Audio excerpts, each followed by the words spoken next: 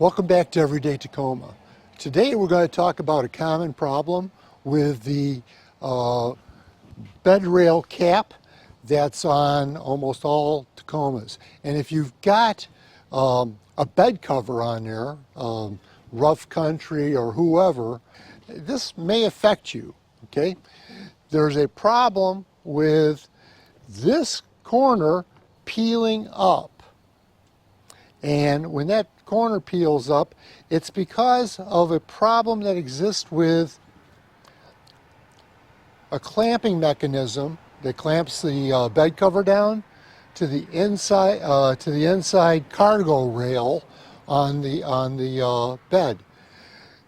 Between those two, it pushes down and causes this to lift up right here. It teeters in the middle. There's a moment there. So you can do that. So I'm going to show you that, for one, I'm going to put a C-clamp on this thing and show you how much it actually does lift. Okay, I've put a C-clamp on here to simulate that clamping between the bed cover and the bed rail itself.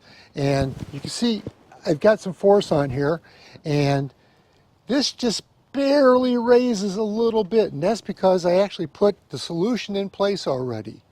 And I'm going to show you what I did today. I'm giving you a different view of this right now.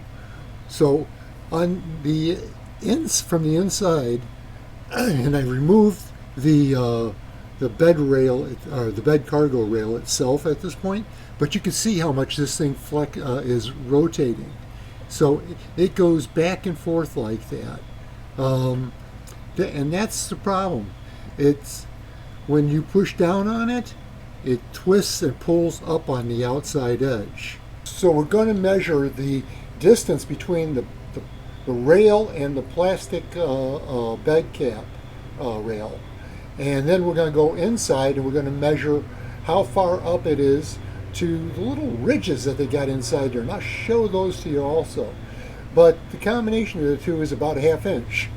And that happens to be the size of that aluminum channel I got there. So what you're seeing here is I pulled up the bed rail cap, and you're seeing some VHP tape on the bottom down there that I replaced the foam tape with. But in the background you can see some of those vertical ridges on the plastic cap. Those are the ones that we were measuring up to go and put that aluminum piece in. So here I'm going to dry fit the aluminum piece, which is 3/8 wide by ½ inch high, and I'll put the legs of it downward so those rest on the rail itself. And as you see, it fits right up in there, and it's coming up and it's hitting those little vertical ridges that we saw inside. And that's exactly what we want at this point. Now, I've got the aluminum channel in place, and I'm putting the cargo rail in place, and those are Torx 30s that hold those things in place. And you can see they're all located where these little slots are on the channel, so it makes it easy to locate where they are, even when you're trying to do it from the wrong place. But you put those on there, you get them started. So now I've put the VHP tape in there in place of the foam tape, and I'm going to press it down and put those tabs back into place. And I'm pressing down pretty hard here to make that VHP adhere, but the VHP needs about 24 hours to cure. So what I'm going to end up doing was I ended up putting some weight on here to hold it down overnight and let it cure. And that is the solution. So thanks for tuning in today. I hope I've helped solve a problem for you guys. This was a major problem with people, and this is a solution that was waiting to happen. And I saw where other people had done it with little cut-off pieces and all that, and I really didn't like that. And I came up with this way of doing it, and it seems to be much better because it supports it the whole distance here, the whole 4 foot of that aluminum rail, or that aluminum channel. So that's the solution.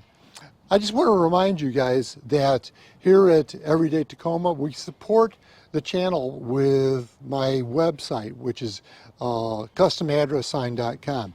We do custom metal art. In other words, we're doing sublimated aluminum prints on aluminum. That's about 40,000 stick, maybe a little bit more than that. And making high quality, high detail prints out of it. Very glossy, very deep colors. So that's how we support the channel. So if you can go there and maybe take a look, we'd appreciate it.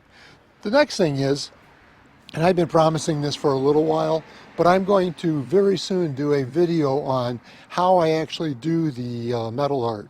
The metal art is a process, and it takes a little bit of specialized equipment to do it. But I'm going to sit there and show you guys how I do it, and hopefully let you understand what the sublimation process is and how we do it. Hang in there, guys, and until next time, I appreciate your viewing.